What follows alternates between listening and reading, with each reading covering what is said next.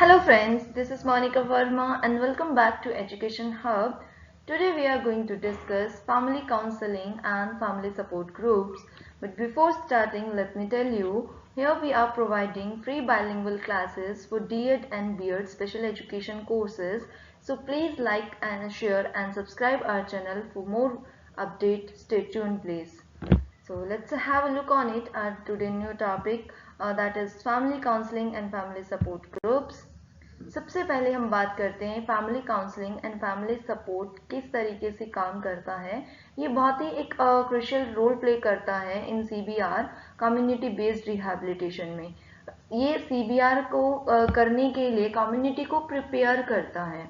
CBR is a strategy within community development for the rehabilitation, equalization of opportunity and social inclusion of all people with disability.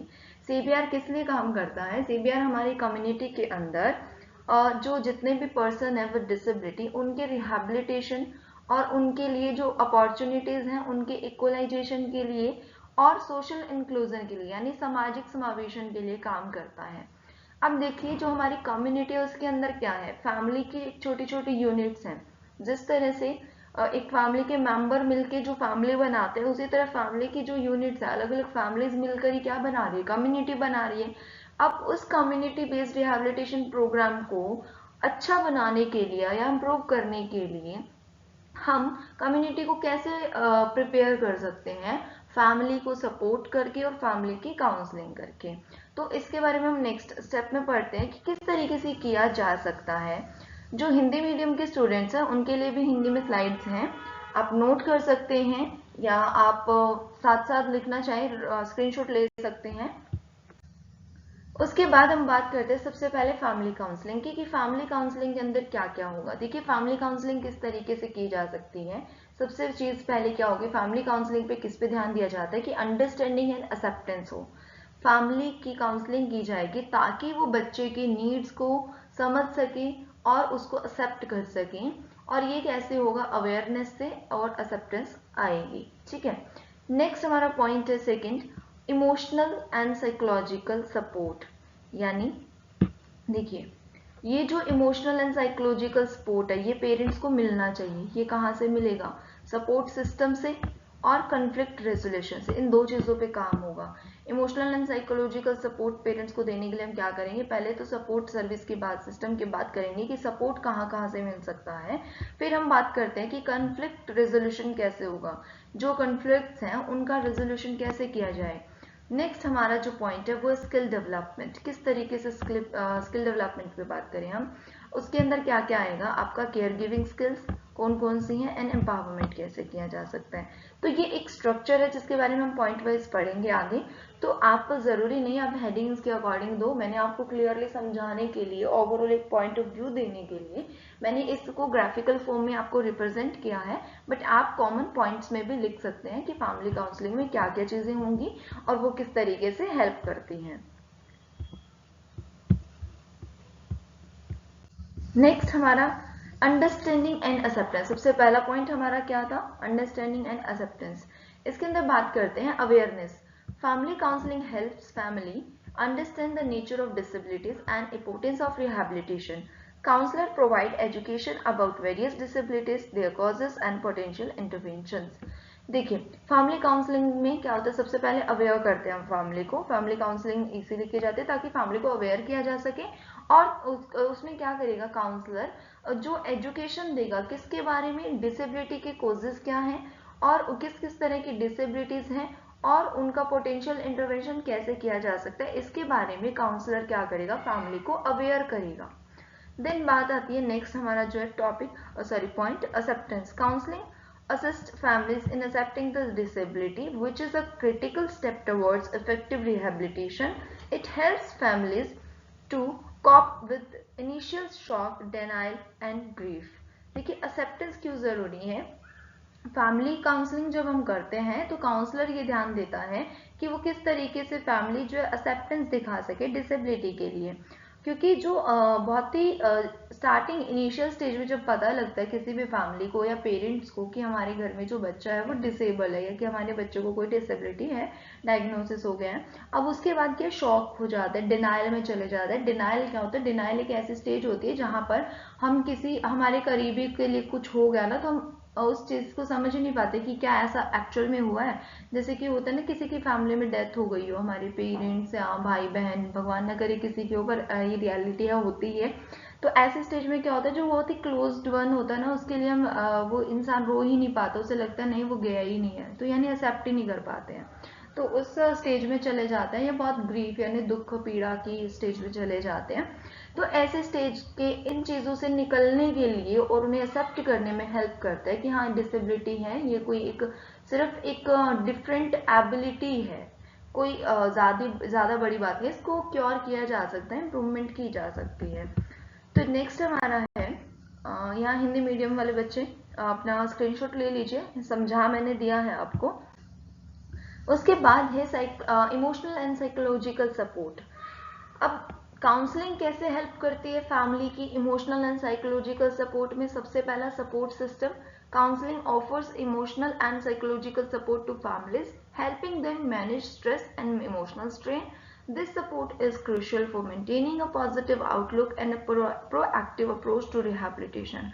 ये क्या करता है? Counselling एक emotional और psychological support देता है family को, ताकि वो अपने स्ट्रेस को और इमोशनल स्ट्रेन जो है उसको बैलेंस कर सकें, और ये सपोर्ट बहुत ही ज़रूरी है ताकि वो अपना पॉजिटिव आउटलुक और प्रोएक्टिव अप्रोच जो है रिहेबिलिटेशन के रिगार्डिंग उसको रख सके, बना मेंटेन करके रख सकें।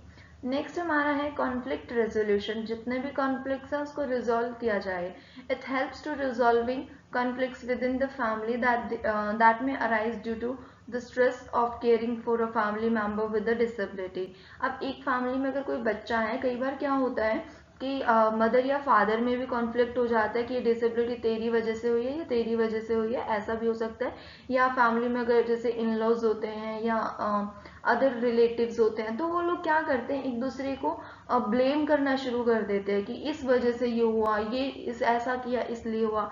और इस बीच में कुछ मिथ्स एंड मिसकंसेप्शंस भी आ जाते हैं कि जैसे हम अंधविश्वास की अगर हम बात करें कि ग्रहण के टाइम बाहर निकल गए थे, वहां से ये नहीं करवाया, मंदिर नहीं गए, ये नहीं गए, तो ऐसे भी काफी सारे कोजेस होते हैं। तो उस चीज से क्या होता है कि यानी मन मुटाव होते रहना, लड़ाई झगड़े होने लग जाना।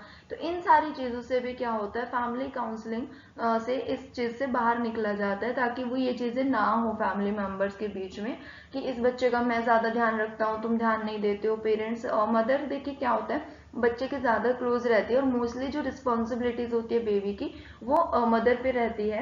तो ऐसे केसेस में कॉन्फ्लिक्ट ये भी हो सकता है कि सिर्फ मेरा ही बच्चा तो नहीं है ना वो, कि जो मैं ध्यान रखूं। तो इस तरह के कॉन्फ्लिक्ट्स नहीं होने चाहिए, इसलिए फैमिली काउंसलिंग जरूरी होती है और फैमिली काउंसलिंग इस चीज में हेल्प करती है। नेक्स्ट हमारा है फैमिली काउंसलिंग के स्किल डेवलपमेंट। स्किल डेवलपमेंट में क्या है, केयर गिविंग स्किल्स आती हैं हमारी। और next power empowerment. Skill development कैसे कर सकते हैं, देखिए family members are trained in specific care giving skills needed for the rehabilitation of individual with a disability, and this includes physical care, communication techniques and the use of assistive devices.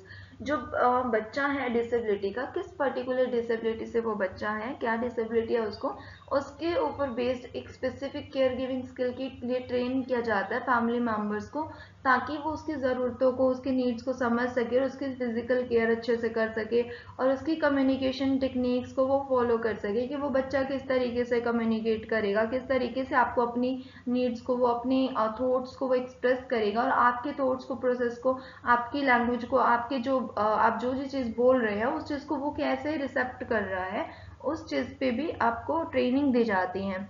और इस किस तरीके का assistive device आप बच्चे के लिए use कर सकते हो और वो डिवाइस कैसे यूज़ होगा इस बारे में भी बताया जाता है। नेक्स्ट है हमारा empowerment. Counselling empower families by building their confidence and equipping them with strategy to support their disabled family members, independence and participation in the community life. तो काउंसलिंग क्या करती है, फैमिली को ना कॉन्फिडेंस देती है, प्रोवाइड करवाती है कि उनका कॉन्फिडेंस बना रही है एक तरह से, और इक्विप कर रही है उन्हें उन स्ट्रैटेजीज के साथ कि जिससे वो उस बच्चे को सपोर्ट कर सके और वो बच्चे को इंडिपेंडेंट बनने में और कम्युनिटी लाइफ में या कम्युनिटी की जितने भी स्किल्स है या जो भी वहाँ हो रहा है, एक कम्युनिटी के अंदर रोल्स होते हैं, उन सब में वो बच्चा इक्वली पार्टिसिपेट कर पाए, इसके लिए भी फैमिली काउंसलिंग प्रिपेयर करती है। ठीक है, आपको तीनों पॉइंट समझ आए होंगे। मैंने 3 पॉइंट के अंदर 2-2 पॉइंट करवाए हैं, यानी टोटल हमारे पास 6 पॉइंट्स हो गए। अब आप जब एग्जाम में इनको लिखते हो, आप वन बाय वन भी लिख सकते हो, या जिस तरीके से मैंने कैटेगरी वाइज करवाया कि 3 पॉइंट्स है, तीनों के अंदर 2-2 पॉइंट्स है, इस तरीके से भी कर सकते हो या कॉमन लिख सकते हो। ये हेडिंग सिर्फ आपको एक रिमाइंड करवाने के लिए कि मेन पॉइंट क्या है उस चीज़ का। तो आप मेन पॉइंट अगर हेडिंग भी याद रखते हैं तो आप एग्जाम में उनको अपने अकॉर्डिंग अपनी लैंग्वेज में एक्सप्लेन करके लिख सकते हो, इससे भी आपको काफ़ी अच्छा बेनिफिट मिलेगा। बट अगर आप चाहते हो एक प्लस मार्किंग, अगर चाहते हो आपको अच्छे मार्क्स मिले, तो आप क्या करिए, जो मैंने ग्राफ बना के दिया ना, उस ग्राफ को ज़रूर बना लें और उसके बेसिस पे क्या करें कि नीचे आप एक्सप्लेन करें उस ग्राफ को। अगर आपने कॉपी कर लिया ना, ये उसको समझ लिया कि कैसे बन रहा है, देन आप नेक्स्ट पॉइंट्स को अपनी लैंग्वेज में एक्सप्लेन भी कर पाएंगे। अब नेक्स्ट बात आती है हमारी फैमिली काउंसलिंग हमने कर लिया है, अब बात करते हैं हम फैमिली सपोर्ट ग्रुप्स की। फैमिली को सपोर्ट करने के लिए कौन कौन से ग्रुप्स हमारे पास हैं। पहला पीयर सपोर्ट हो सकता है, दूसरा इन्फॉर्मेशन शेयरिंग है, देन एडवोकेसी एंड एम्पावरमेंट है। अब देखिए कहाँ से क्या सपोर्ट मिल सकता है, कैसे वो हमारी हेल्प होगी। सबसे पहले पीयर सपोर्ट में एक्सपीरियंस शेयर किया जा सकता है। पीयर ग्रुप है जो इनकरेज कर सकता है। फिर इंफॉर्मेशन शेयरिंग में क्या कर सकते हैं, रिसोर्स शेयर किया जा सकता है, प्रॉब्लम सॉल्विंग में हेल्प हो सकती है। देन एडवोकेसी एंड एम्पावरमेंट है, जिसमें कलेक्टिव वॉइस होती है एंड कम्युनिटी अवेयरनेस पे हम वर्क कर रहे हैं। चलिए यहाँ से अब हम तीनों पॉइंट्स को ही वन बाय वन समझेंगे। सबसे पहला क्या है, peer support, shared experience. Family support groups provide a platform for families to share experience, challenges, and successes. This peer support is invaluable for families to realize that they are not alone in their journey. देखिए peer support क्या होता है, peer group ये वो वाला peer group नहीं है जो आप समझते हो कि सिर्फ आसपास के ही दोस्त हो, नहीं है। इसमें क्या होता है, सारे लोग इन्वॉल्व होते हैं, वो लोग भी जिनके खुद के औरों के भी बच्चे जैसे डिसेबल्ड है, वो कलीग्स जो है वो भी एज अ पीयर ग्रुप हम मान सकते हैं। और जो आपके आसपास के रिलेटिव्स हैं या आपके नेबर्स हैं ना, वो भी आपके पीयर ग्रुप में इंक्लूड हो सकते हैं, दोनों हो सकते हैं। तो वो लोग क्या करते हैं, एक ऐसा प्लेटफॉर्म देते हैं जिसपे वो अपने अपने एक्सपीरियंस आपके साथ शेयर करते हैं, चैलेंजेस शेयर करते हैं और सक्सेस बताते हैं कि क्या सक्सेस रहा, हमने क्या चैलेंजेस फेस किए, हमने उस पर कैसे काम किया और फिर कैसे हमने सक्सेस पाई। और ये जो होता है पेरेंट्स के लिए इनवैल्यूएबल चीज़ें हैं, यानी इसकी कोई कीमत नहीं हो सकती, बहुत ही प्राइसलेस है ये। तो इस अपनी जर्नी में ना, जहाँ पे वो रियलाइज़ करते हैं कि हाँ ये चीज़ बहुत इंपॉर्टेंट थी और ये चीज़ बहुत अच्छी हुई हमारे साथ। नेक्स्ट हमारा इनकरेजमेंट है, group member encourage each other providing moral support and motivation to continue with rehabilitation efforts. देखिए पीयर ग्रुप क्या करता है, इनकरेज करता है आपको, यानी मोटिवेट करता रहता है, ताकि आप जो है आपको मोरल सपोर्ट मिलता रहेगा, मोटिवेट होते रहेंगे, ताकि आप रिहैबिलिटेशन के जो एक ट्रैक पे हो ना, वहाँ पे आप हार ना माने पेरेंट्स इतने जल्दी, और वो उस पर एफर्ट्स करते रहें, मेहनत करते रहें, क्योंकि मैं एक प्रैक्टिस है जो बच्चे की, वही आपको रिजल्ट ला के दे सकती है। वरना कोई भी ऐसा एजुकेशन इंस्टीट्यूट या हम कहीं 1-to-1 सेशन या कहीं भी ट्रीटमेंट ले लिए, डिसेबिलिटी के केसेस में ऐसा नहीं होता, कोई ये मतलब कि कह नहीं सकता कि हम 10 दिन में आपको रिजल्ट दिखा देंगे। तो ऐसा नहीं है, बच्चे में हो सकता है एक दिन में रिजल्ट आ जाए, 1 घंटे में भी आ जाए, नहीं आए तो 1 साल में भी ना आए। और जब साल के बाद आया तो इतना जल्दी रैपिडली बच्चा सीखने लगा और सब कुछ चेंज हो गया और बिल्कुल लगा ही नहीं कि वो डिसेबल्ड है। तो हर बच्चे का इंडिविजुअल डिफरेंस होता है, वो हमारे जैसे हम अगर बात करें आईडी के बच्चे की इंटेलेक्चुअल डिसेबिलिटी, अगर चाहे माइल्ड, मॉडरेट, सीवियर, प्रोफाउंड, वो किसी भी स्टेज का है, तो उसके ऊपर आपको क्या करना पड़ेगा, एफर्ट्स करने पड़ेंगे। अब वो एफर्ट्स एक ही डिसेबिलिटी का बच्चा, एक ही लेवल का, एक ही सेम आईक्यू लेवल के भी अगर आप 100 बच्चे भी लेते हो ना, 100 के 100 बच्चे को कैरेक्टरिस्टिक्स अलग रहेंगी, लर्निंग स्टाइल अलग रहेगा, उनका इन्वायरमेंट अलग रहेगा, लैंग्वेज अलग रहेगी। तो उस बेसिस पे आप क्या कर सकते हैं, आप ये नहीं डिटरमाइन कर सकते कि इतने टाइम में इतना रिजल्ट हम दे देंगे। तो इसमें क्या है कि एफर्ट्स होते हैं, और फैमिली को क्या सपोर्ट चाहिए कि उस एफर्ट्स के टाइम पे ना वो डीमोटिवेट ना हो जाएं कि हम इतने दिनों से ये ट्राई कर रहे हैं, ये हो रहा है, लेकिन बच्चे में कोई इम्प्रूवमेंट नहीं आ रही है, तो वहाँ पे इंकरेजमेंट की ज़रूरत होती है। आई होप आपको समझ आ रहा होगा। अगर फिर भी कहीं डाउट लगे तो आप कमेंट कर सकते हैं। मैं कोशिश करूंगी कि आपके डाउट्स को मैं और ज़्यादा क्लियर कर सकूं। अगर कमेंट बॉक्स में लिखने वाला हुआ तो मैं वहीं आपको रिप्लाई कर दूंगी। अदरवाइज मैं नेक्स्ट वीडियो में आपका टॉपिक स्टार्ट करने से पहले जो पहले के डाउट्स होंगे वो हम डिस्कस कर लेंगे, देन नेक्स्ट वीडियो हम स्टार्ट करेंगे। ठीक है। इसके बाद हमारा सेकंड पॉइंट था इंफॉर्मेशन शेयरिंग। रिसोर्स शेयरिंग कर सकते हैं, उसमें क्या है, support group serve the hub of sharing resources, information about services and opportunity for people with disability. Families can learn about available medical, educational and social services. किस किस तरह की सर्विस अवेलेबल है, कहाँ अवेलेबल है, और कितना उनके लिए, जो हम कहें फाइनेंस भी हम इंक्लूड कर सकते हैं कि क्या फाइनेंसेस, क्या एक्सपेंसेस हैं उनके, कितना अवेलेबल है, क्या क्वालिटी है, क्वांटिटी क्या है, वो सारी चीज़ें शेयर की जा सकती है। और ये चीज़ें क्या करती है, बहुत ही हेल्पफुल होती है पेरेंट्स के लिए या एक फैमिली के लिए। फिर है problem solving. They provide collective problem solving opportunities where families can discuss challenges and find practical solution together। Problem solving में क्या होता है, जो पीयर ग्रुप है या फैमिली को जो अलग अलग लोग मिलते हैं, हमें क्या कर सकते हैं कि हम collective problem solving opportunity provide कर सकते हैं, जहाँ पे फैमिली डिस्कस कर सके, ताकि उनको जो उनकी प्रॉब्लम है ना, उनका एग्जैक्ट प्रॉपर एक सॉल्यूशन मिले, अप्रोप्रिएट सॉल्यूशन मिल सके। अब वो हम कैसे कर सकते हैं, for example we are living in a community, और जब हमें पता लगता है कि सामने वाले घर में या आस पड़ोस के किसी घर में डिसेबिलिटी का बच्चा है, तो वहां जाके दुख जताने की जताए कि हाय तुम्हारे बच्चे को ये हो गया, बुरी ही बात है, अच्छा नहीं लगा सुन के, पता नहीं क्या कर्म किए थे इसने। तो ये एक्स वाई जेड बातें करने की बजाय अगर हम उन्हें ये गाइड करें कि यहाँ पर ये थेरेपी दी जा रही है, आप एक बार विजिट करो, या ये रिसोर्सेज अप्लाई करके देखो, या उनसे बात करके देखो, मतलब अपॉर्चुनिटीज अगर बताएं तो ज्यादा वो होगा, बजाय इसके कि जो चीज हो गई है उसको लेके बैठ जाना और उसके ऊपर दुख जताना। तो आप वो दुख न जताकर क्या कर सकते हैं कि फैमिली को ज्यादा से ज्यादा अपॉर्चुनिटीज बताएं, प्रॉब्लम, उनकी जो प्रॉब्लम है उसको सॉल्व करने पे फोकस करना चाहिए। तो इस तरीके से भी क्या है, फैमिली सपोर्ट ग्रुप उसकी हेल्प कर सकते हैं। नेक्स्ट हमारा है फैमिली शेयरिंग हो गया, उसके बाद एडवोकेसी एंड एम्पावरमेंट। इसके अंदर क्या है कि कलेक्टिव वॉइस। कलेक्टिव वॉइस में क्या होता है कि support group can become powerful advocate for the rights and needs of people with disability within the community. They can influence local policies and practices to become more inclusive. Collective voice में ना ये आ गया कि community जो है हमारी, या आसपास के जो भी लोग है, चाहे ग्रुप है या हम कह सकते हैं रिलेटिव नेबर, सभी लोग, तो वो लोग क्या कर सकते हैं कि वो एडवोकेट करते हैं, स्वायत्तता की बात करते हैं, वकालत करते हैं बच्चे के राइट के लिए और उनकी नीड्स के लिए, ताकि एक कम्युनिटी के अंदर, ताकि वो लोकल पॉलिसीज जो है या प्रैक्टिसेस हैं जो भी, उनको मोर ज़्यादा से ज़्यादा इंक्लूसिव बना सके या समावेशी बना सके, वो बच्चों को इंक्लूड कर सके उस चीज़ में, इस पे वो काम करते हैं।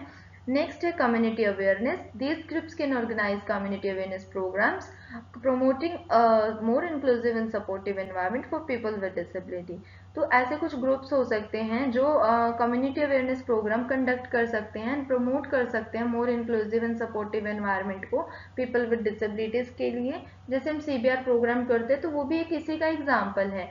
सीबीआर प्रोग्राम जो करते हैं वो बहुत ही कम, मतलब कि एक स्टेक होल्डर्स हैं या स्पेशल एजुकेशन के फील्ड में जो जुड़े हुए हैं वो लोग कर रहे हैं। तो ऐसे ही प्रोग्राम कम्युनिटी के लोग भी कर सकते हैं। जैसे हम गाँव में देखते हैं ना कि कई बार नशा मुक्ति के लिए रैली निकाल रहे होते हैं, या वोटिंग, अभी इलेक्शन होके खत्म हुए हैं, तो इलेक्शन के टाइम पे भी कुछ गांव के लोग घरों में जाते हैं और बताते हैं कि वोटिंग जरूर करनी है, चाहे आप किसी भी पार्टी को वोट दे रहे हो लेकिन वोट जरूर देना है। तो इस तरह के वो भी क्या है, अवेयरनेस प्रोग्राम है, बट हालांकि वो पर्टिकुलर फील्ड से नहीं जुड़े हैं, बट फिर भी गांव के कुछ लोग मिलके ऐसे काम करते हैं। तो इस तरीके से कुछ ग्रुप मिल सकते हैं, और वो ग्रुप मिलके क्या कर सकते हैं, कम्युनिटी में डिसेबिलिटी के प्रति जागरूकता ला सकते हैं, अवेयरनेस प्रोग्राम कंडक्ट कर सकते हैं, और बच्चों के लिए ज़्यादा इंक्लूसिव एनवायरनमेंट बना सकते हैं। उसके बाद नेक्स्ट हमारा है एडवोकेसी हो गया। नेक्स्ट अब हाँ ठीक है, हमने फैमिली काउंसलिंग का और फैमिली सपोर्ट का तीनों के अंदर तीन तीन पॉइंट पढ़े, और उन तीनों पॉइंट्स के अंदर उनके टू टू सब पॉइंट्स भी हमने पढ़ लिए हैं। तो अब इसके बाद हम बात करते हैं कि इन दोनों में होता क्या, वो हमने देख लिया। अब इन सब का यूज करते हुए कैसे कम्युनिटी को प्रिपेयर करते हैं। CBR के लिए। तो सबसे पहला है बिल्डिंग सपोर्टिव एनवायरनमेंट। इन सबसे क्या होता है, एक सपोर्टिव एनवायरनमेंट बन जाता है। और दूसरा क्या होता है, इन रिहैबिलिटेशन आउटकम बढ़ जाते हैं। यानी रिहैबिलिटेशन क्या होता है, पुनर्वास, बच्चों पुनः आवास प्रदान करना, यानी उन बच्चों को ना मेन स्ट्रीम में जोड़ा जा सकता है। और ये आउटकम जो होते हैं ना मेन स्ट्रीम में जोड़ने वाले, ये बढ़ जाती हैं। नेक्स्ट है रिसोर्स मोबिलाइजेशन, यानी जितने भी रिसोर्सेज हैं, जितने भी संसाधन हैं, उनका मोबिलाइजेशन ज़्यादा हो पाता है। तो ये इस तरीके से इन चीज़ों को करके हम क्या कर सकते हैं, प्रिपेयर कर सकते हैं कम्युनिटी को CBR के लिए। ठीक है, अब हम इनको भी पॉइंट वाइज पढ़ लेते हैं, एक बार फास्ट रीडिंग दे देते हैं। बिल्डिंग अ सपोर्टिव एनवायरनमेंट, इसमें क्या हो सकता है, एक तो इंक्लूसिव, कैसे सपोर्टिव एनवायरनमेंट बनेगा, सबसे पहला तो इंक्लूसिव एटीट्यूड होना चाहिए, यानी हमारा जो दृष्टिकोण है, हमारी सोच है, विचार है ना, वो एक इंक्लूसिव का होना चाहिए, तभी हम कर सकते हैं। नेक्स्ट है कम्युनिटी एंगेजमेंट, कि कम्युनिटी के जो लोग हैं ना वो एंगेज रहें, उसके अंदर अपना पार्टिसिपेशन तो दिखाएं। तो इंक्लूसिव एटीट्यूड कहते हैं कि family counselling and support groups promote inclusive attitude with in the community, fostering understanding and acceptance of the people with disability. तो इससे क्या होता है कि जो हम फैमिली काउंसलिंग कर रहे हैं, सपोर्ट ग्रुप बना रहे हैं ना, वो लोग क्या, उससे क्या होगा, इंक्लूसिव एटीट्यूड है ना जो कम्युनिटी के लोगों का, वो पॉजिटिविटी की तरफ बढ़ेगा। और उनके अंदर एक अंडरस्टैंडिंग बढ़ेगी कि कैसे इन बच्चों की नीड्स है, क्या इनके चैलेंजेस, और किस तरीके से उनको एक्सेप्ट करें, और हम क्या उनको केयर गिविंग दे सकते हैं। ठीक है, कम्युनिटी एंगेजमेंट क्या है, they encourage community members to participate in rehabilitation efforts making CBR a collective responsibility. अब इसके अंदर क्या, फैमिली काउंसलिंग से और फैमिली सपोर्ट ग्रुप जो होता है वो क्या करते हैं, कम्युनिटी के मेंबर्स को ना अनकरेज करते हैं, उनको मोटिवेट करते हैं, ताकि वो रिहैबिलिटेशन की जितने भी एक्टिविटीज हैं या जो एफर्ट्स किए जा रहे हैं ना सोसाइटी के अंदर, उसके अंदर वो एक्टिवली पार्टिसिपेट करें, ताकि जो CBR है एक उसको कलेक्टिव रिस्पॉन्सिबिलिटी बनाए जा सके, कि वो सबकी रिस्पॉन्सिबिलिटी है, सिर्फ उस फैमिली की रिस्पॉन्सिबिलिटी नहीं है जिसके घर में एक डिसेबल्ड बच्चा है। ठीक है, नेक्स्ट पॉइंट है हमारा enhancing rehabilitation outcomes, holistic approach. By addressing the needs of both the individual with the disability and their family, these interventions create a more holistic approach to rehabilitation.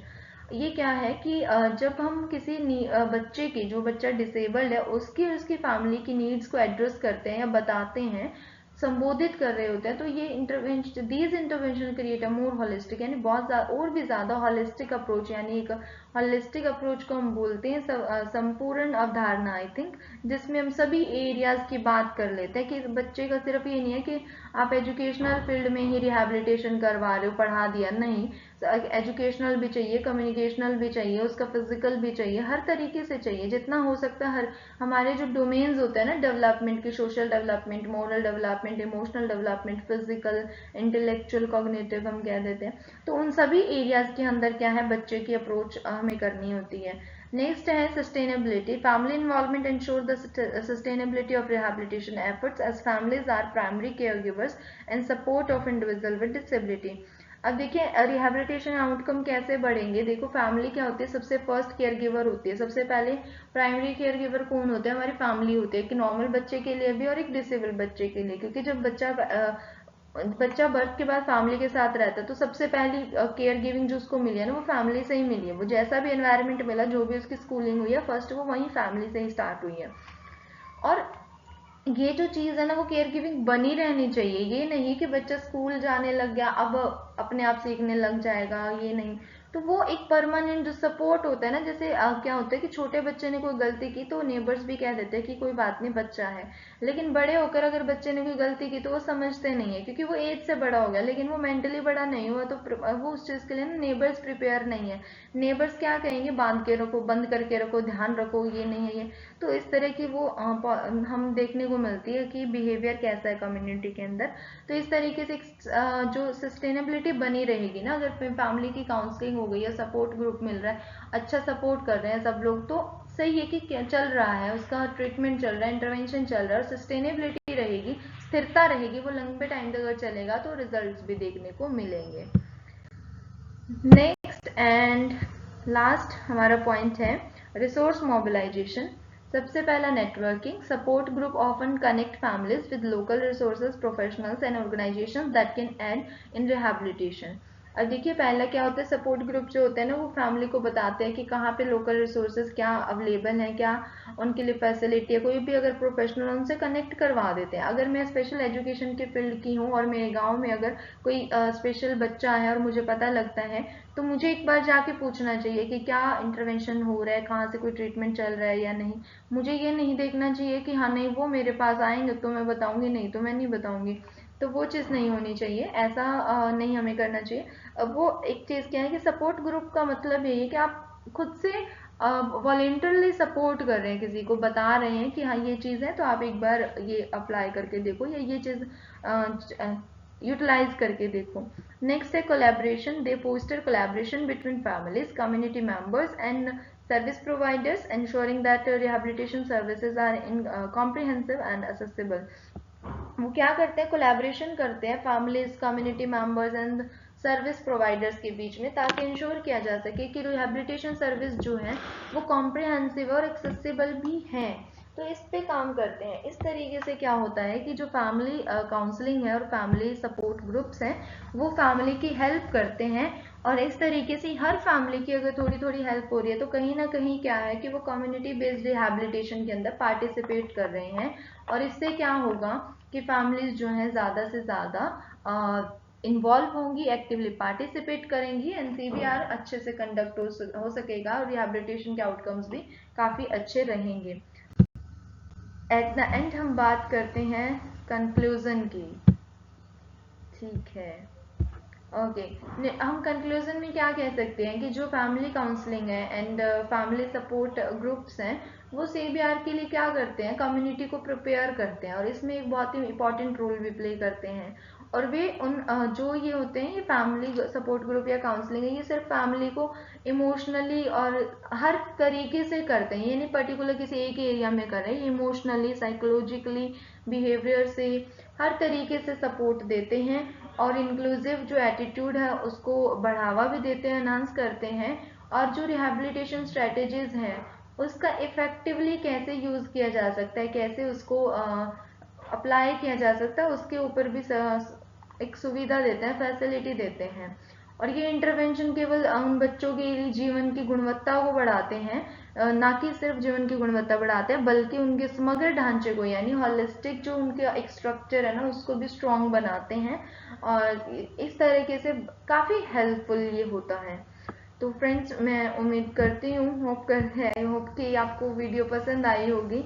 और comment करें, like करें, share करें please, and बने रहें। और मुझे comment करके आप ज़रूर बताएं कि आपको वीडियो कैसी लगती है, ताकि मैं ना मोटिवेट रहूँ कि हाँ और वीडियोस बनानी है। अदरवाइज मुझे पता ही नहीं लगता कि कौन देख रहा है कौन नहीं देख रहा है, ये यूजफुल भी है या नहीं है, या देख के ऐसे ही छोड़ देते हो कि नहीं यार छोड़िए, ठीक नहीं है। तो वो चीज़ ज़रूर बताएं। Thank you so much for watching my video, and please subscribe कर लें ताकि आने वाली वीडियोस मिल जाएं। अभी कम्युनिटी बेस्ड रिहैबिलिटेशन पेपर हमारा जो है बीएड का वो चल रहा है, ये कंप्लीट होने के बाद नेक्स्ट पेपर देखते हैं कौन सा स्टार्ट करवाते हैं। अगर आपके पास कोई पर्टिकुलर पेपर है जो आप चाहते हो कि ये हमें करना है तो वो मुझे आप बता सकते हो, मैं वही पेपर स्टार्ट करवा दूंगी। Okay, bye guys.